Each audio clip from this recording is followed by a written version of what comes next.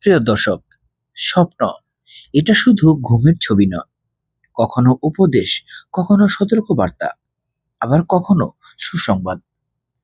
রাসূল সাল্লাল্লাহু আলাইহি সাল্লাম বলেছেন, ভালো স্বপ্ন আল্লাহর পক্ষ থেকে। আর ভালো স্বপ্ন দেখলে আল্লাহর শুকরিয়া আদায় করা, কাউকে বলার ক্ষেত্রে সতর্ক থাকা, এটাই আদব।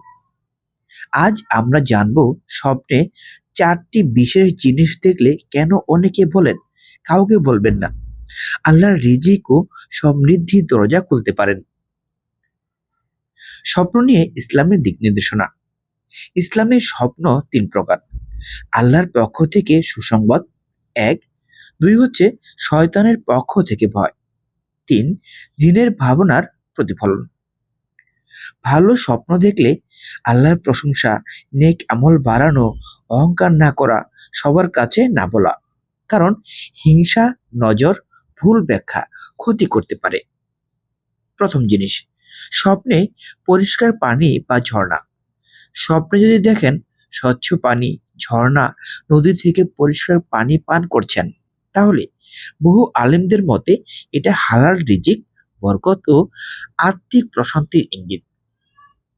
কোরআনে পানি জীবনের প্রতীক। স্বচ্ছ পানি মানে বাধা কেটে যাওয়া, আয়ের পথ পরিষ্কার হওয়া, ধীরে ধীরে সমৃদ্ধি। আদব হচ্ছে এই স্বপ্নে গর্ব নয়, শুকরিয়া, সাদকা ও ইস্তেগফার বাড়ান। দ্বিতীয় জিনিস, স্বপ্নে সোনা বা উজ্জ্বল ধাতু। স্বপ্নে যদি দেখেন সোনার মুদ্রা, সোনার গয়না, উজ্জ্বল ধাতু হাতে এসেছে, তাহলে তা অনেক সময় বোঝায় মূল্যবান সুযোগ, দায়িত্বের সাথে রিজিক, সম্মান সহ আয়। কিন্তু এখানে সতর্কতা হচ্ছে, সোনা মানে শুধু টাকা নয়, দায়িত্ব বাড়তে পারে, পরীক্ষা আসতে পারে।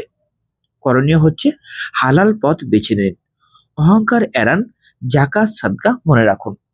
তৃতীয় জিনিস, স্বপ্নে ফসল, শস্য বা সবুজ মাঠ।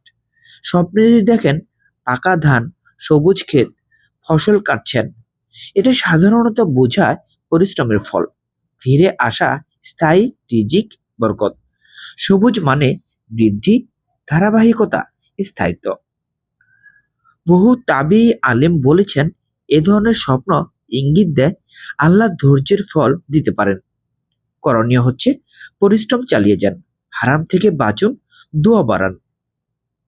চতুর্থ জিনিস, স্বপ্নে চাবি বা দরজা খোলা। স্বপ্নে যদি দেখেন চাবি পাচ্ছেন, বন্ধ দরজা খুলে যাচ্ছে, অজানা দরজা খুলছে, এটা খুব শক্তিশালী ইঙ্গিত, সমস্যার সমাধান, নতুন সুযোগ, রিজিকের দরজা। কোরআনে আল্লাহ বলেন, আল্লাহ যাকে চান তার জন্য পথ খুলে দেন। করণীয় হচ্ছে তাহাজ্জুদ, ইস্তেগফার, দুরুদ, এই 3টি বাড়ান। কেন বলা হয় কাউকে বলবেন না?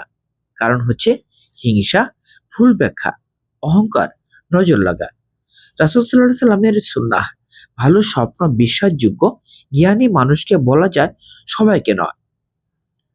গুরুত্বপূর্ণ সতর্কতা হচ্ছে, স্বপ্ন মানেই নিশ্চিত ধন সম্পদ নয়, আমল ছাড়া কিছু স্থায়ী নয়, হালাল হারামই আসল পরীক্ষা।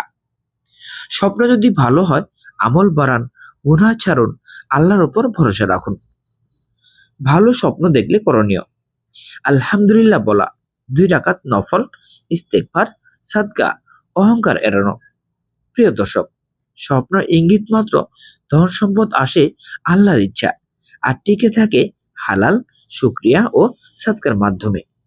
আসুন আমরা দোয়া করি, আল্লাহ তাআলা আমাদের সবাইকে সঠিক স্বপ্ন বোঝার তৌফিক, হালাল রিজিক, বরকতময় জীবন দান করুক। আমিন।